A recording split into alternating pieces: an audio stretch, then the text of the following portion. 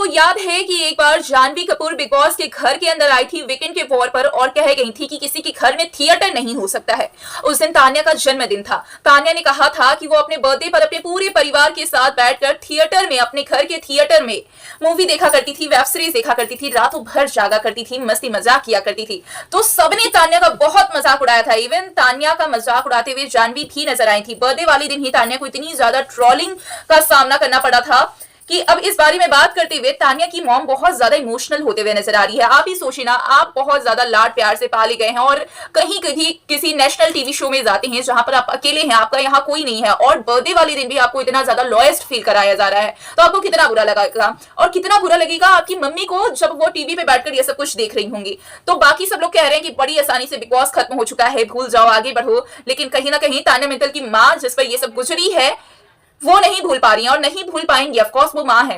तो उन्होंने अपने इंटरव्यू में, जो कि द न्यूज स्पिंच ऐसा करके कोई चैनल है, उस पर आई थी, तो वहां पर उन्होंने कहा कि जिस तरीके से हेटर्स ने तान्या को टारगेट किया था वीकेंड के वॉर पर, बर्थडे वाले दिन उसे रुलाया था, वो मुझे बिल्कुल भी अच्छा नहीं लगा था। उस दिन मैं सच में तान्या को रोते हुए देखकर रो रही थी। मैंने खाना नहीं खाया था, मैं रात भर नहीं सोई थी, मैं बहुत ज्यादा परेशान थी। मैंने अपने भगवान से प्रे किया कि जो तान्या को इस तरीके से रुला रहे हैं, भगवान उन्हें देख ले। अब ये सारी इंटरव्यू क्लिप्स बहुत ज्यादा वायरल हो रही है और किसी तरीके से शायद जानवी तक पहुंच गई होगी।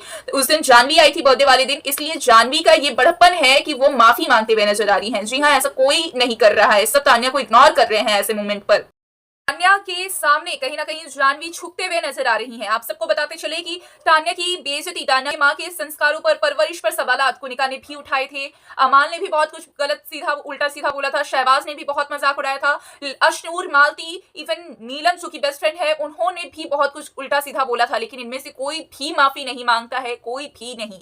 इवन जब इनसे मीडिया वाले बात करते हैं कि मैडम आपने तो बहुत मजाक उड़ाया था, अब कहिए अब क्या कहना चाहती हैं, तो ये लोग कहते हैं कि अगर तान्या के बारे में बात करोगे तो फिर हम इंटरव्यू ही नहीं देंगे। और ऐसे मौके पर जानवी कहीं ना कहीं तोहफा भेजती हैं तान्या के घर में। आपको यकीन नहीं होगा, इसलिए तस्वीरें लगा रही हूं।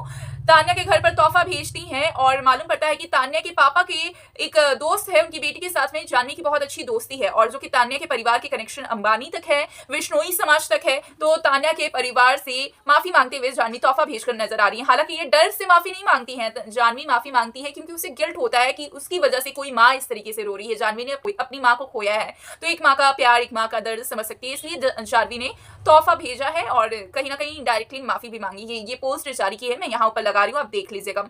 ये भी हो सकता है कि ये नकली हो, मैं इस पर कोई ऑफिशियल गारंटी नहीं दे रही हूँ, फेक हो सकता है, एआई से बनी हो सकती है, लेकिन अगर ये एआई से भी बनी है और जानवी की टीम ऐसा कर रही है तो कहीं ना कहीं बहुत अच्छा काम कर रही है। जानवी की इमेज क्लीनिंग तो कर रही है, इस मुद्दे पर आकर जानवी बोलना तो जरूरी समझ रही है। बाकी सारे लोगों को देख लो, तान्या, नीलम, अमाल को देख लो, शहबाज को देख लो, भाई हद हो गई इनकी, तो इन्होंने माफी नहीं मांगा, बात नहीं कर रहे हैं, गजब है। खैर, इस पे क्या कहेंगे कमेंट करके बताएं। बाकी चैनल नया है तो जरूर से ही इस चैनल को जरा सपोर्ट करें, सब्सक्राइब करें।